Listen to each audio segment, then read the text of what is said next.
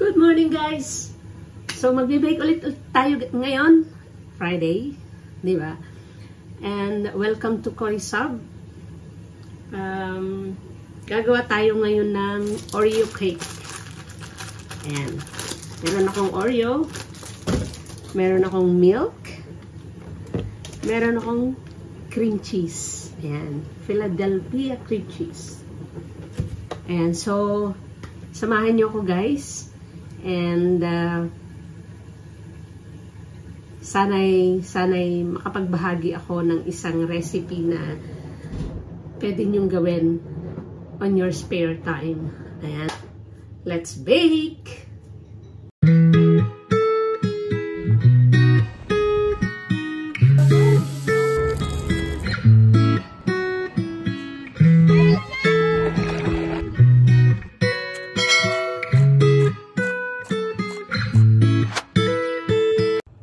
Okay guys, ang ating recipe is 45 pieces na Oreo. Ayan. Tatanggalin po natin yung nasa gitna. Ayan. Pero gagamitin pa rin natin yan mamaya.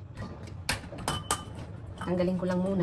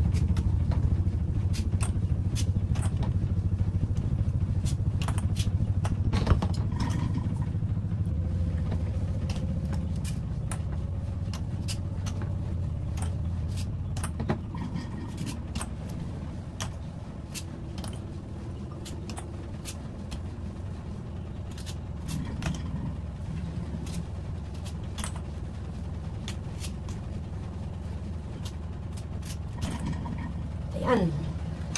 So, ito guys ay 45 pieces. Ayan, 45 pieces siya. And ating i-grind.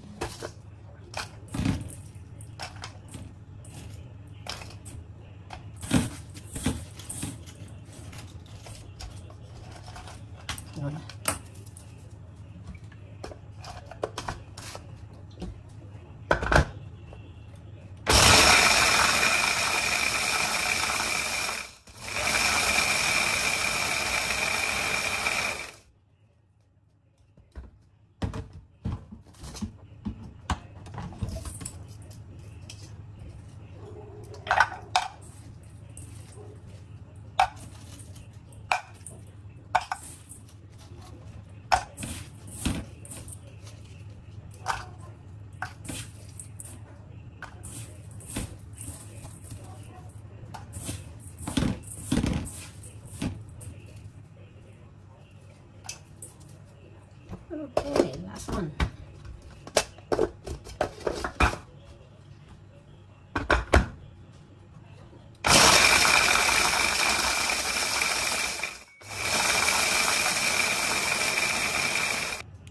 So guys, eto na grind na natin yung ating Oreo. Ayan. And lalagyan po natin siya ng milk. Kailangan po room temperature na 380 ml. 380 ml. Ayan. Haluin natin.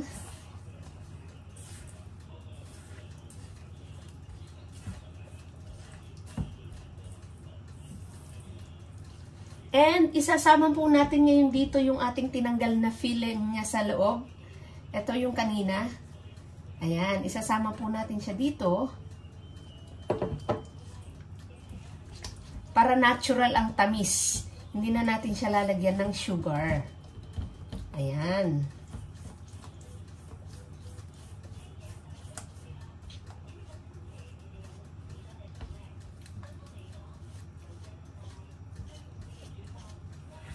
Ayan, sarap. Parang ngayon pa lang naaamoy ko na siya mabango.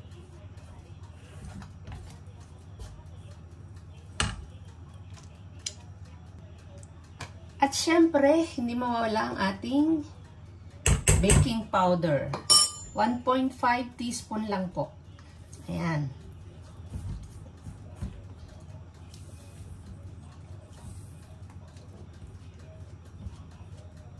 Haluin lang natin ng mabuti para mag-mix yung ating baking powder.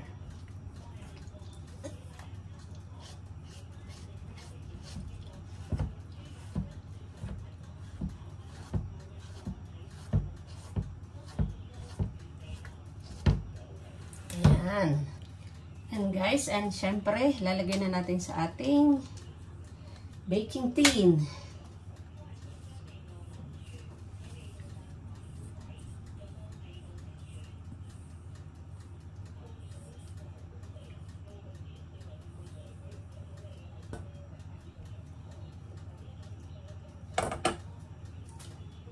And na-reheat na po natin yung ating oven. Ini-on ko na kanina.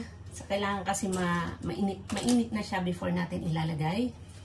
So, ilagay na po natin. Ayan guys. Lagay na natin sa ating oven. At i-bake lang natin siya for 30 minutes. Ayan. Ayan guys. Habang hinihintay natin na ma-bake yung ating Oreo, gawa tayo ng icing. So, ito po ay 45 milligrams na 45 grams na cream cheese. And, syempre, ang ating butter, ganun din, 45 grams.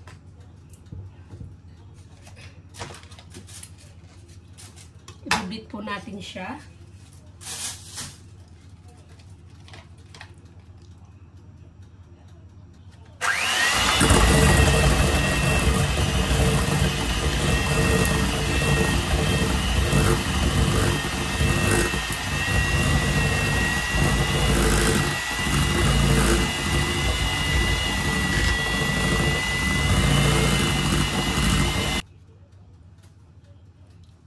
Tapos, lalagyan po natin siya ng icing sugar na 100 milligrams. 100 grams. Not milligrams, sorry. Grams.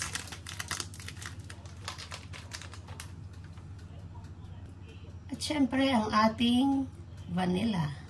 Ayan. Ayan guys, and i-beat ulit natin.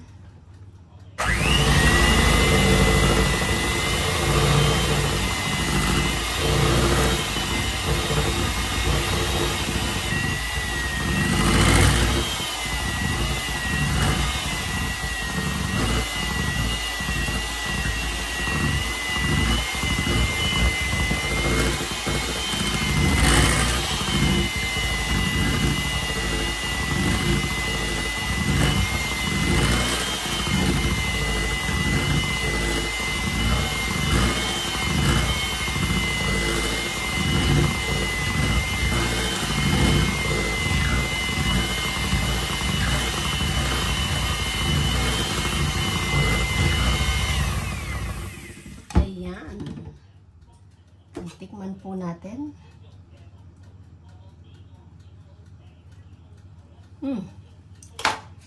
Okay na siya. Masarap. So, habang hinihintay natin guys, i-chill muna natin yung... Okay guys. Lalagay na natin ang ating icing.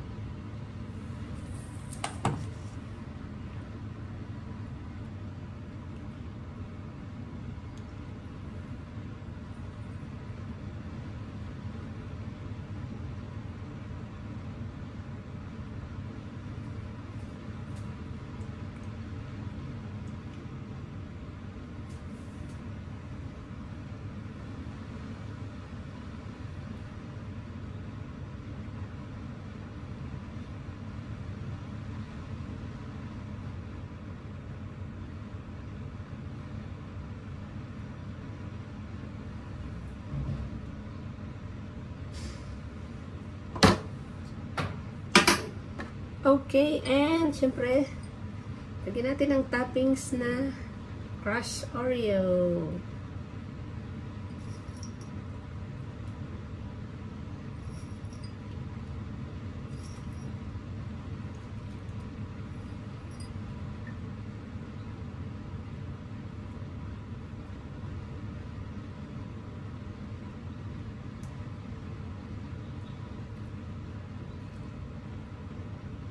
Yan.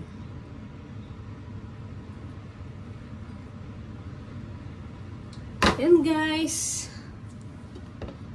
Lagay natin sa ref after.